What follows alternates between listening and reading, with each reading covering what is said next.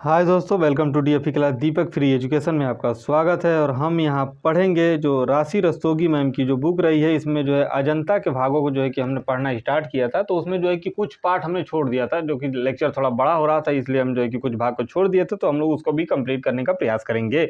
तो हम जो है कि स्टार्ट करते हैं। छंद जातिवादी जातक कथा में भगवान बुद्ध को किस रूप में जो है चित्रित किया गया है? तो मुनि के रूप में जो है कि भगवान बुद्ध को एक मुनि के रूप में जो है चित्रित किया गया। शंखपाल जातक कथा में भगवान बुद्ध को किस रूप में चित्रित किया गया है? तो सर्प के रूप में जो है कि इनको चित्रित किया गया है। महाउमंग जातक में भगवान बुद्ध को किस रूप में जो है चित्रित किया गया है? तो साधु के रूप में जो है चित्रित किया गया है। इस तरीके की विवेचना रही है इसमें। अगला देखते हैं। हस्ती जातक कथा में भगवान बुद्ध को किस रूप में चित्रित किया गया है? तो हाथी के रूप में जो है चित्रित किया गया। मार विजय में भगवान बुद्ध को किस रूप में चित्रित किया गया है? तो तपस्वी के रूप में मार विजय में इनको दर्शाया गया है। और यहाँ से प्रश्न आपके जो है टीजीटी में बने हुए हैं। अगला देखते हैं। भगवान बुद्ध के जन्म के समय 7 कदम चलने को किस रूप में चित्रित किया गया है? तो कमल के फूल के रूप में जो है 7 कदम को जो है कि चलने को जो है कि बताया गया है, चित्रित किया गया है। अगला देखते हैं। श्रावस्ती के चमत्कार में भगवान बुद्ध को किस रूप में जो है चित्रित किया गया? तो बनारस के राजा के रूप में जो है भगवान बुद्ध को जो है कि श्रावस्ती के रूप में जो है कि चित्रित किया गया। बनारस के मतलब राजा के रूप में जो है इनको चित्रित किया गया। और ये उपाधि जो है कि काफ़ी इम्पोर्टेंट रही है। तो अगला जो है कि हम लोग प्रश्न जो है देखते हैं। मात्र पोषक जातक कथा में भगवान बुद्ध को किस रूप में चित्रित किया गया है? तो मात्र पोषक जातक में हस्ती के रूप में जो है कि इनको चित्रित किया गया है। अगला प्रश्न देखते हैं। महाहंस जातक में भगवान बुद्ध को किस रूप में चित्रित किया गया है? तो स्वर्ण हंस के रूप में, सोने के हंस के रूप में जो है भगवान बुद्ध को जो है चित्रित किया गया। और यहाँ से भी जो है आपके प्रश्न बने हुए हैं। महाजातक कथा में भगवान बुद्ध को किस रूप में चित्रित किया गया है? तो राजा जनक के रूप में जो है कि इनको जो है कि प्राथमिकता दी गई है। अजंता के नीले रंग का प्रयोग किस गुफा में हुआ है? तो अजंता में जो नीले रंग का प्रयोग हुआ है गुफा संख्या 2 में आपको देखने को मिलता है। नीला रंग कहाँ से आयातित है? आप लोग कमेंट बॉक्स में जो है कि इसका जवाब दे सकते हैं। अगला देखते हैं। अजंता के चित्रों में किस रंग की प्रधानता रही है? तो लाल रंग तथा पीले रंग, अधिकता जो है लाल रंग जिसे गेरू रंग कहते हैं, इसकी जो है कि प्राथमिकता दी गई है। टेम्पेरा पद्धति के चित्र सबसे पहले किस गुफा में मिले हैं? तो अजंता गुफा में जो है कि टेम्पेरा पद्धति के सबसे पहले जो है चित्र देखने को मिलते हैं। ये महत्वपूर्ण प्रश्न है। यहाँ से प्रश्न आपके बने हुए हैं टीजीटी पीजीटी में। अगला प्रश्न देखते हैं। अजंता गुफा के चित्र किस धर्म से संबंधित रहे हैं? तो बौद्ध धर्म से संबंधित रहे हैं। अजंता चित्रों का प्रमुख लक्ष्य क्या है? तो आनंद को उद्दीपित करना, यानी जो भी चित्र उकेरे गए हैं, जो भी चित्र बनाए गए हैं, वो आनंद को उत्प्रेरित करने के लिए या उत्तेजित करने के लिए इस तरीके का है। फ्रेस्को सेको तकनीक भारत की सबसे चित्रण शैली से संबंधित रही है अजंता शैली से। अजंता शैली में फ्रेस्को सेको, फ्रेस्को बुनो, अन्य 20 प्रकार की शैलियों का जो है कि ब्यौरा देखने को मिलता है। अगला जो है पृष्ठ देखने का प्रयास करते हैं। अगला क्या है? अजंता की शास्त्रीय चित्रकला किससे कहते हैं? तो जो भारत की जो शास्त्रीय चित्रकला है वो अजंता को कहते हैं। ये देख लीजिएगा आप लोग। भारतीय कला का स्वर्ण युग कौन सा काल रहा है? तो गुप्त काल जो भारतीय कला का स्वर्ण युग रहा है, क्योंकि जो भारतीय कला संबंधित रही आपकी अजंता से रही। और अजंता का विकास जो है सबसे पहले गुप्त वंशों के द्वारा जो है कराया गया था। ऋषभ द्वंद्वी आकाशचारिणी गंधर्व कहाँ चित्रित है? तो अजंता में जो है कि आकाशचारिणी गंधर्व को जो है चित्रित किया गया है।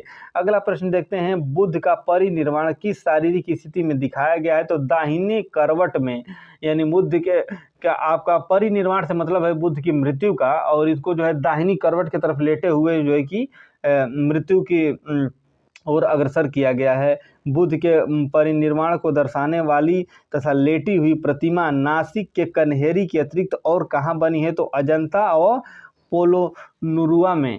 अजंता तथा पोलो नेरुआ में। अगला देखते हैं। अजंता में भगवान बुद्ध के पीछे क्या बनाया गया है? तो अजंता में जो भगवान बुद्ध के पीछे बनाया गया है वो आभा मंडल है। आभा मंडल को हम लोग समझ सकते हैं जिस तरीके से जो भी देवता देवी हैं उनके पीछे, उनके सिर के पीछे एक चक्र जैसी संरचना बनाई जाती है, उसी को आभा मंडल कहते हैं।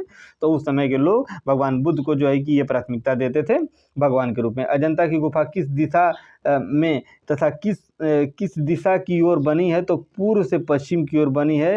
अजंता में रंग किससे बनाए जाते हैं? तो प्राकृतिक रंगों से जो है कि रंग बनाए जाते हैं। अजंता में कितने रंगों का प्रयोग हुआ है दोस्तों? तो अजंता में जो रंगों का प्रयोग हुआ है 5 है।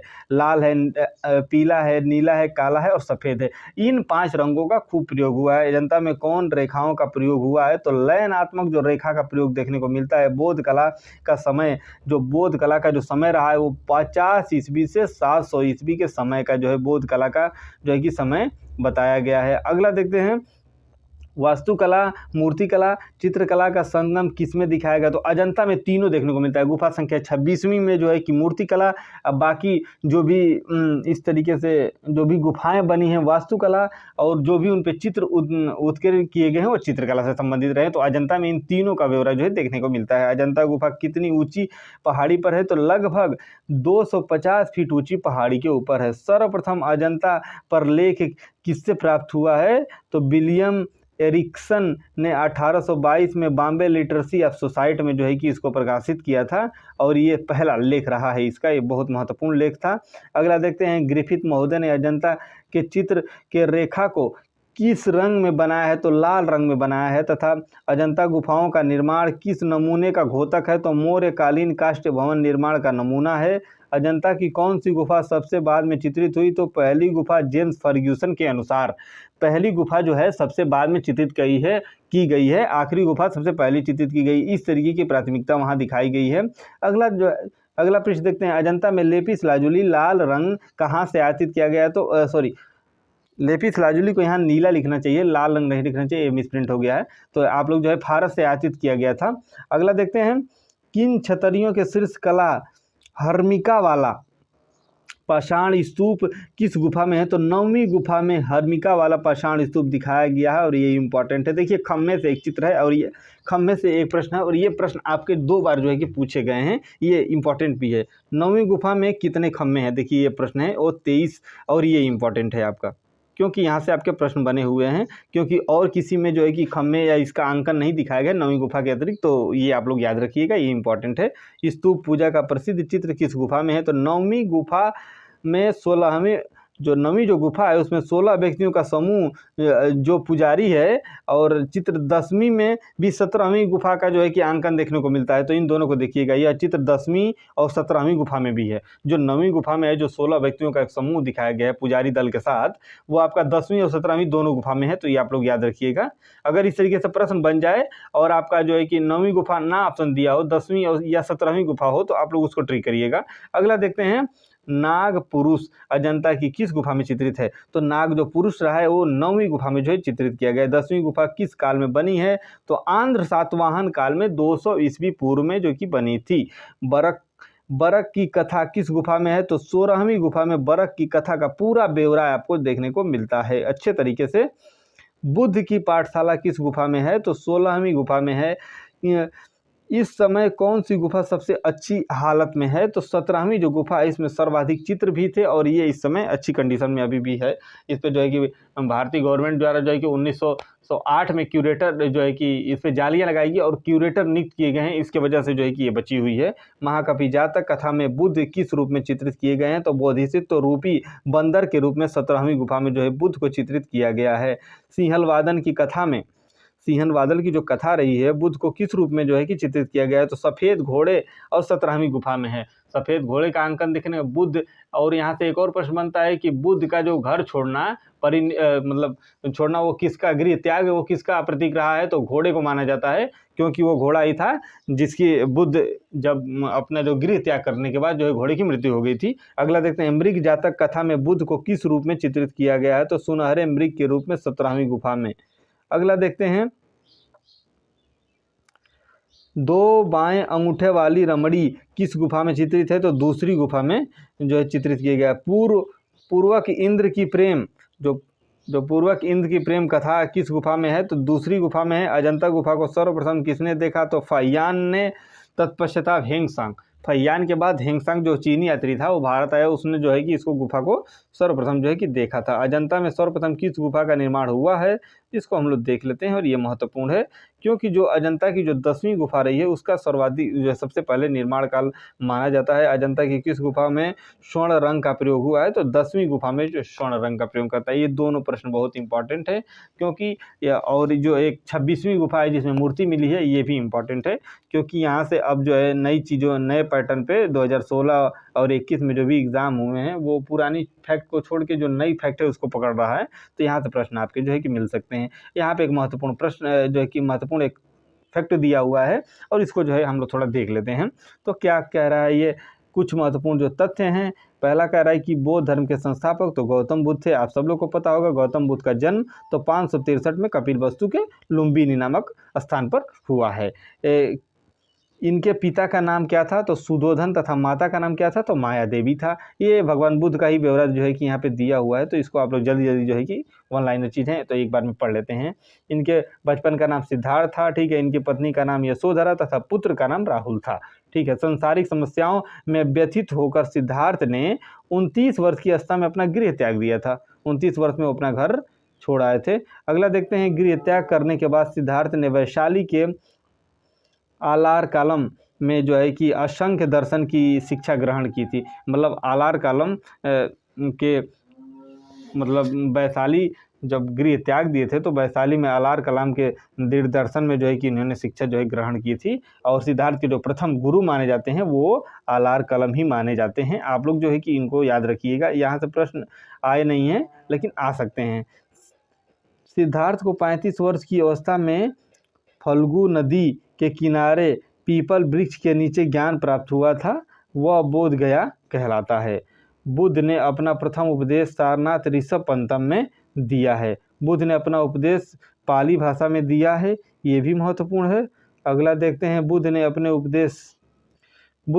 उपदेश कौशल, वैशाली, कौशाम्बी व अन्य राज्यों में दिया है। बुद्ध ने अपने सर्वाधिक उपदेश कौशल देश की राजधानी श्रावस्ती में दिया हुआ है। बुद्ध की मृत्यु 80 वर्ष की अवस्था में कुशीनारा, देवरिया, उत्तर प्रदेश में हुई थी। वो जो दाहिनी करवट के रूप में दिखाया गया है, ये आप लोग देख लीजिएगा। और इतना इफेक्ट था भगवान बुद्ध के बारे में। अब हम नेक्स्ट आगे पढ़ने का प्रयास करते हैं। बोधिसत्व पद्मपाणि के हाथों में चित्रित कमल का फूल किसका प्रतीक रहा है, तो वैभव का जो है कि प्रतीक रहा है। तथा लड़ते हुए बैल अजंता की किस गुफा में है, तो पहली गुफा में दिखाया गया है लड़ते हुए बैल का अंकन। अगला देखते हैं, अजंता में रेखाओं के आधार पर लगभग कितनी शैलियों का विकास हुआ है, तो देखिए यहाँ 20 शैली, बार बार रिपीट करता है ये प्रश्न। कितनी शैलियों का ब्यौरा दिया गया, तो 20 शैली आप लोग याद रखिएगा और ये महत्वपूर्ण भी है। अगला जो है देखने का प्रयास करते हैं हम लोग। अगला क्या है, अजंता में वास्तविक सुंदर आलेखन किसका है, तो कमल वन का वास्तविक सुंदर आलेखन दिखाया गया है। अजंता के चित्रों में सर्वप्रथम आकृतियां किसकी हैं, तो नारी चित्रों की आकृति दिखाई गई। अजंता में सर्वाधिक चेहरे कितने चषक के हैं, तो 2.25 चषक के जो हैं इसमें चेहरे दिखाए गए हैं। अगला टॉपिक क्या कह रहा है, खाली सिंहासन अजंता की किस गुफा में चित्रित है, तो 9वीं गुफा में चित्रित है। राजकीय शोभा अजंता की किस गुफा में है, तो पहली गुफा में है। अजंता की किस गुफा को चित्रशाला कहा जाता है, तो 17वीं गुफा को चित्रशाला कहा जाता है। क्यों, क्योंकि यहाँ सर्वाधिक जो है चित्र देखने को मिलते हैं। मैक्सिमम चित्र आपको जो है 17वीं गुफा में देखने को मिलते हैं। अगला देखते हैं, महाउमंग जातक तथा अजंता की किस गुफा में चित्रित है, तो 16वीं गुफा में। इस कथा को बुद्ध को बालक के रूप में चित्रित किया गया है तथा भगवान बुद्ध के जन्म को किस प्रतीक के रूप में दिखाया गया है, तो ये 7 कमल व 7 कदम जो एक ब्यौरा एक स्टेटमेंट था, इसमें 7 कमल के फूल के रूप में 16वीं गुफा में चित्रित है और इसी को जो है जन्म का प्रतीक दिखाया गया है। महासुतोषण जातक भगवान को किस रूप में जो है कि चित्रित किया गया है, तो बंदी के रूप में 17वीं गुफा में है और इस तरीके से जो है इनको चित्रित किया गया है। महिषा जातक अजंता की किस गुफा में है, तो महिषा जातक अजंता की जो 17वीं गुफा में है और बुद्ध को भैंसे के रूप में जो है कि चित्रित किया गया है। अगला देखते हैं, संसार चक्र व भगवान चक्र, संसार चक्र व भाव चक्र अजंता की किस गुफा में है, तो 17वीं गुफा में है। चीनी यात्री का स्वागत किस गुफा में चित्रित है, तो दूसरी गुफा में। फैयान का स्वागत। सहस्त्र हजार बुद्ध अजंता की किस गुफा में है, तो ये भी दूसरी गुफा में है और ये भी महत्वपूर्ण है क्योंकि ये कम से कम 5-6 बार पूछा गया होगा दूसरी गुफा वाला ब्यौरा। अजंता की चित्रकारी किस शैली पर आधारित मानी जाती है? तो देव शैली पर पूरा डिपेंड रहा है। जातक कथाओं की भाषा क्या थी? तो पाली भाषा मानी जाती है, जो भगवान बुद्ध की वाणी थी, और जो है कि पाली भाषा में जो है कि अपना ये उपदेश भी देते थे। ये आप लोग याद रखिएगा। अगला देखते हैं, अगला क्या कह रहा है, अजंता की सर्वप्रथम बनी प्रतिकृति कहाँ प्रदर्शित की गई है? तो क्रिस्टल पैलेस में 1866 में आग लगने की वजह से सभी प्रतिकृतियां नष्ट हो गई। लगभग 30 जो है कि बनाया गया था, 30 को वहां प्रदर्शित किया गया, बाकी जो है 25 जो है जल गई थी, बाकी 5 आपका जो है शेष बचा हुआ था। तो इस तरीके का एक स्टेटमेंट मिलता है, तो इसको आप लोग देख लीजिएगा। अगला हम लोग देखने का प्रयास करते हैं, अजंता की किस गुफा को के छत सबसे ऊंचे तथा किसके सबसे नीचे हैं? तो अजंता की जो गुफा रही है उसमें जो छत नीचे और ऊपर की बात की जाए तो 29 मीटर ऊंची तथा 8 मीटर नीचे है। मतलब इसमें बताया गया है कि 29 मीटर जो है सर्वाधिक ऊंचा रहा है और 8 मीटर सर्वाधिक नीचा रहा है। अजंता में परिप्रेक्ष्य का किस रूप में प्रयोग हुआ है? तो काल्पनिक रूप में जो है कि प्रयोग हुआ है, और ये प्रश्न आपके बने हुए हैं, कई बार यहाँ से प्रश्न हुआ है किस तरीके का परिवेश है? तो काल्पनिक परिवेश जो है कि माना जाता है। काल्पनिक घटनाओं पर आधारित जो है उस तरीके के फैक्ट आपको देखने को मिलते हैं। अजंता के कलाकारों की मुख्य भावना क्या थी? तो साधना और अपूर्ण ज्ञान। अजंता के जितने भी कलाकार थे, साधना और अपूर्ण ज्ञान। अजंता में किस चित्र में रोद रस का प्रयोग हुआ है? तो मार विजय लड़ते हुए बैल का अंकन सर्वाधिक देखने को मिलता है, और ये महत्वपूर्ण रहा है। अगला इसी में देख लेते हैं, अजंता के किस चित्र में करुण रस का प्रयोग हुआ है? तो श्याम जातक, छंद जातक, विश्वांतर जातक और मरणासन राजकुमारी, ये सभी रहे हैं जिसमें करुण रस का जो है कि प्रयोग देखने को मिलता है, जिसमें मरणासन राजकुमारी बहुत महत्वपूर्ण है। हर बार जो है ये प्रश्न रिपीट किया गया है। अगला देखते हैं, रंगों का प्रयोग किस प्रकार किया गया है? तो चटकीले रंगों को प्रतीकात्मक विधि से लगाया गया है। तथा अजंता की गुफा किस वृक्ष में आच्छादित मनोरम घाटी में स्थित है? तो हरिश्रृंगार वृक्ष में इस तरीके का अंकन देखने को मिलता है। अगला देखते हैं, अजंता का चक्षुक ब्यौरा किस में तैयार किया गया है? तो 1824 में जेम्स अलेक्जेंडर ने रॉयल एशियाटिक सोसाइटी लंदन में तैयार किया गया था। यूनेस्को द्वारा न्यूयॉर्क में अजंता के रंगीन चित्रों का संग्रह किस नाम से प्रकाशित है?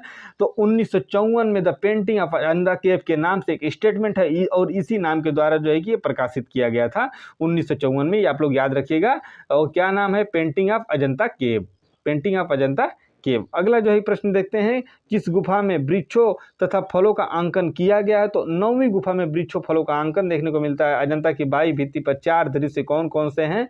तो यह देखकर भगवान बुद्ध को वैराग प्राप्त हुआ था, और इसी दृश्य से जो है कि प्रभावित हुए थे। इसका जो लास्ट रहा है बैरागी वाला, वो सर्वाधिक प्रभावित किया था उनको, और जिस वजह से उन्होंने गृह त्याग की जो है विचारधारा अपनाई थी, जिसमें वृद्ध का है और पुरुष 100 और एक तांडवी जो बैरागी है। तो इस तरीके का जो है कि 4 जो है दृश्य दिखाया गया था, और ये काफ़ी महत्वपूर्ण रहा है। इसके बाद इनका जो है कि विचार जो है कि बदल गया, और वो जो है कि बैरागी हो गए। अगला देखते हैं, अजंता की किस गुफा में भगवान बुद्ध को भिक्षु के रूप में चित्रित किया गया? तो 17वीं गुफा में। अजंता शैली को किस विद्वान ने बोध कला के नाम से पुकारा है? तो पर्सी ब्राउन के द्वारा जो है बोध कला के नाम से इनको पुकारा गया। अजंता शैली को गुप्त शैली के नाम से किसने संबोधित किया है? तो राय कृष्णदास ने इस तरीके का कार्य किया हुआ है।